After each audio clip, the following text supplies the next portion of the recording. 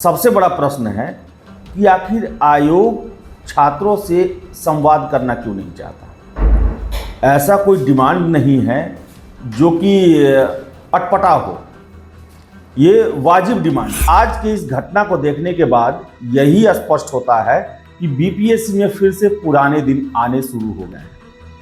अतुल प्रसाद जी जब चेयरमैन बने थे तो एक नया उन्होंने प्रयोग शुरू किया था कि छात्रों से राय ली जाती थी, उनके प्रतिनिधिमंडल मिलते थे। आखिर सरकार ये 87,000 1 लाख जितने भी बहाली है, आखिर इतने सीटों की संख्या रख क्यों रही है जब उनको भर्ती नहीं कराना है। आयोग और असक्षम है तो उसका बात करने का एक प्लेटफॉर्म खोलना चाहिए उनको।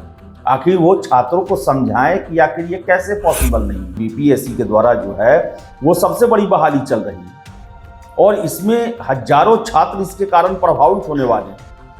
तो आखिर वो आयोग से नहीं मांग करेंगे तो किससे मांग करेंगे। आयोग के पास जाकर ज्ञापन नहीं सौंपेंगे तो किन्हें सौंपेंगे। बीपीएससी जब TRE 1 TRE 2 या फिर सिविल सेवा इतने बड़े बड़े परीक्षाओं को लेती है, क्या उनके पास उतने संसाधन नहीं है कि वो बेल्ट्रॉन का सहारा ले रहे हैं। नमस्कार, आप देख रहे हैं द बिहार टॉप, मैं हूं आदेशपुरी। बीपीएससी TRE 3 में 1 कैंडिडेट 1 रिजल्ट को लेकर आज छात्रों का बीपीएससी भवन के सामने धरना प्रदर्शन था, लेकिन पूरे आयोग कार्यालय को जो है पहले से ही किला बना दिया गया। वाटर कैनन मशीन, गाड़ी जो है, फिर से ब्रज वाहन, बहुत सारे पुलिस बलों की तैनाती, और बता दें कि छात्रों को वहां फटकने भी नहीं दिया गया। छात्र नेता दिलीप के साथ आपने देखा होगा बदसलूकी किया गया और उनका आरोप भी है कि पुलिस वालों ने उन्हें गिरफ्तार करके थाने ले जाने के दौरान गाड़ी में उनके साथ मारपीट की और दुर्व्यवहार किया गया। लेकिन आपको बता दें कि सबसे बड़ा प्रश्न है कि आखिर आयोग छात्रों से संवाद करना क्यों नहीं चाहता। ऐसा कोई डिमांड नहीं है जो कि अटपटा हो, ये वाजिब डिमांड है। आप देश में 1 नेशन 1 इलेक्शन, एक देश एक टैक्स की बात होती है। बिजली को लेकर एक 1 नेशन 1 टैक्सेशन की बात होती है और यहाँ पर सरकार द्वारा ही डिसाइडेड है कि हम एक कैंडिडेट को एक ही नौकरी ऑफर करेंगे और वैसे ही मांग को पूरा करने के लिए छात्र जब जाते हैं तो आयोग के द्वारा कोई बातचीत नहीं किया जाता। जब ये लाठी प्रदर्शन हो जाता है उसके बाद कुछ छात्रों से बात की जाती है और वो भी छात्र कह रहे हैं, बताना है उनका, कि सीरियसली नहीं लिया गया। तो आज की इस घटना को देखने के बाद यही स्पष्ट होता है कि बीपीएससी में फिर से पुराने दिन आने शुरू हो गए हैं। अतुल प्रसाद जी जब चेयरमैन बने थे तो एक नया उन्होंने प्रयोग शुरू किया था कि छात्रों से राय ली जाती थी, उनके प्रतिनिधिमंडल मिलते थे। छात्रों के कहे अनुसार अगर आयोग को सही लगता था परिवर्तन भी किए जाते थे, बहुत सारे सकारात्मक काम किए गए। लेकिन आप देखिए कि जब से उनका रिटायरमेंट हुआ उसके बाद से ही बीपीएससी का कार्य प्रणाली कैसा रह गया है। सबसे पहले तो आपको याद होगा पेपर लीक हो गया और पेपर लीक को लेकर कई तरह के आरोप आयोग पर लगे और उसके बाद देखिए कि 1 कैंडिडेट 1 रिजल्ट। आखिर सरकार ये 87,000 1 लाख जितने भी बहाली है, आखिर इतने सीटों की संख्या रख क्यों रही है जब उनको भर्ती नहीं कराना है।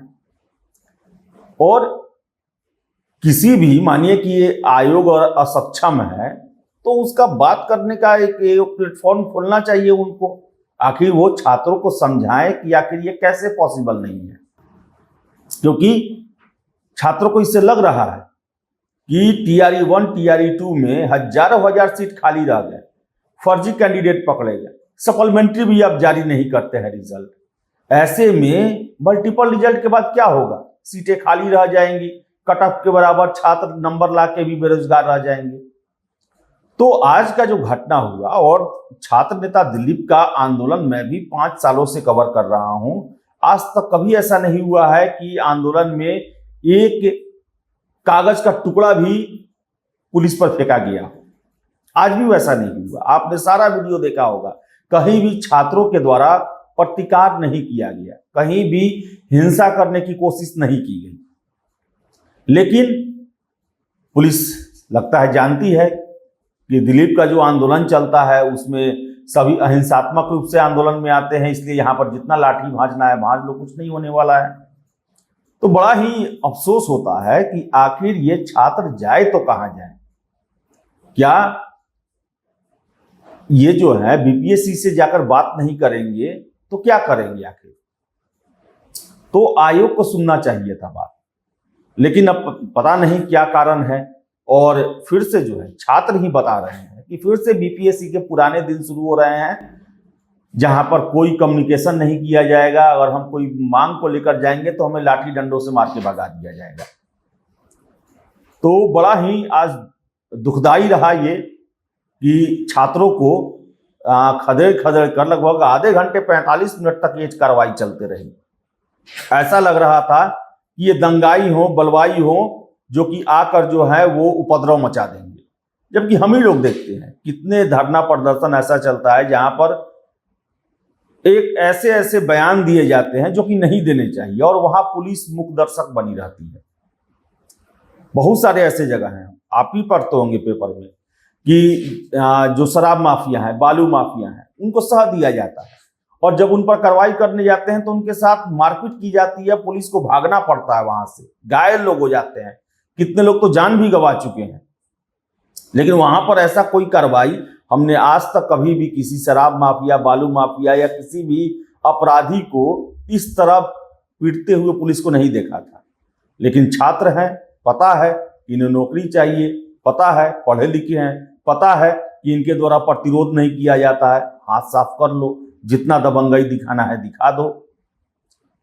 तो बीपीएससी को कम से कम छात्रों से बात जरूर करना चाहिए और उनको समझाना चाहिए कि वन कैंडिडेट वन रिजल्ट अगर हम नहीं दे पा रहे हैं तो इसका वजह क्या है, क्या समस्या है, तब छात्रों के मन में भी संतोष होता। लेकिन ऐसे अगर किया जाएगा तो कैसे बीपीएससी ये कार्यप्रणाली पर छात्र विश्वास कर पाएंगे? और विश्वास जो है कम हुआ है, छात्रों का बीपीएससी को लेकर विश्वास कम हुआ है, ये साफ नजर आ रहा है। और उस पर से ये कार्रवाई कि अब छात्र जाते हैं आपके पास तो आप उन्हें लाठी डंडों से पिटवा के बाहर भगवा देते हैं। तो दुर्भाग्य है ये।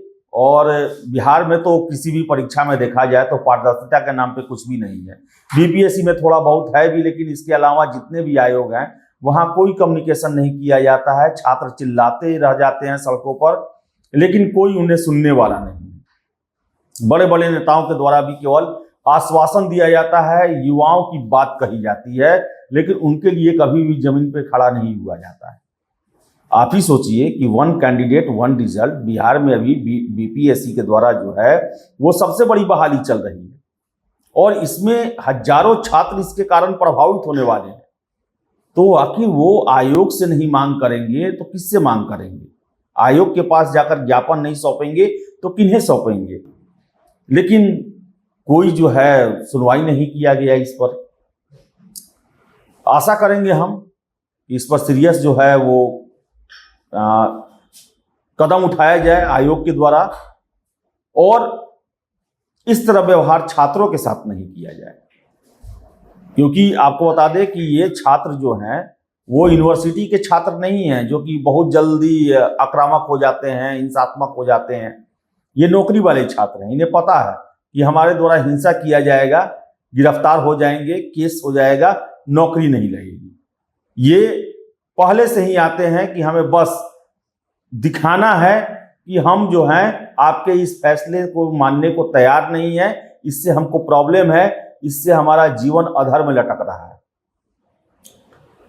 तो गुजारिश है आयोग से कि इस पर चर्चा किया जाए और लागू कर सकते हैं वन कैंडिडेट वन रिजल्ट तो लागू करें, और अगर आपको समस्या आ रही है तो उसको भी कम से कम बताएं, आप उसे आप पब्लिक फोरम में रखें कि क्या वजह है जिसके कारण ये संभव नहीं है। जब बीपीएससी के नाम पर पैसों की वसूली चल रही थी, आपके द्वारा चेतावनी पत्र जारी किया गया और उसको फॉलो किया गया छात्रों के द्वारा। वैसे ही इस पर भी आप स्पष्ट करें, क्योंकि 6 लाख कैंडिडेट हैं और सबको लग रहा है कि वन कैंडिडेट वन रिजल्ट नहीं होने से मेरा नौकरी नहीं होगा, क्योंकि अभी ना काउंसलिंग हुआ है ना रिजल्ट आया है। तो सबके मन में संशय है। इसके साथ साथ मीडिया रिपोर्ट्स में आया कि बेल्ट्रॉन को दिया जाएगा आंसर अपलोड करने के लिए, जो भी प्रोसेस हो। जबकि आपको बता दें, बेल्ट्रॉन को लेकर जो है वो पहले से ही उनकी छवि पर संदेहास्पद है, छात्र विश्वास नहीं करते हैं। फिर से यह भी प्रश्न उठता है कि बीपीएससी जब TRE-1, TRE-2 या फिर सिविल सेवा इतने बड़े बड़े परीक्षाओं को लेती है, क्या उनके पास उतने संसाधन नहीं है कि वो बेल्ट्रॉन का सहारा ले रहे हैं? और बेल्ट्रॉन की कार्यप्रणाली को लेकर छात्रों को कोई विश्वास नहीं हुआ है। ये जो है परिस्थितियां आग में घी डालने का काम की, और यही क्लियर करने के लिए छात्र आयोग दफ्तर गए थे। लेकिन उनके साथ जैसा व्यवहार हुआ दुखदाई है। आप बिहार में सबसे बड़ी बहाली का कार्यक्रम चला रहे हैं, और उसी कार्यक्रम के दौरान जो है वो छात्रों की बात न सुनकर उन पर लाठी चलाई जा रही है। ये सही नहीं है। आशा हम करेंगे इस पर विचार जरूर किया जाए। फिलहाल इस वीडियो में इतना ही। बहुत बहुत धन्यवाद।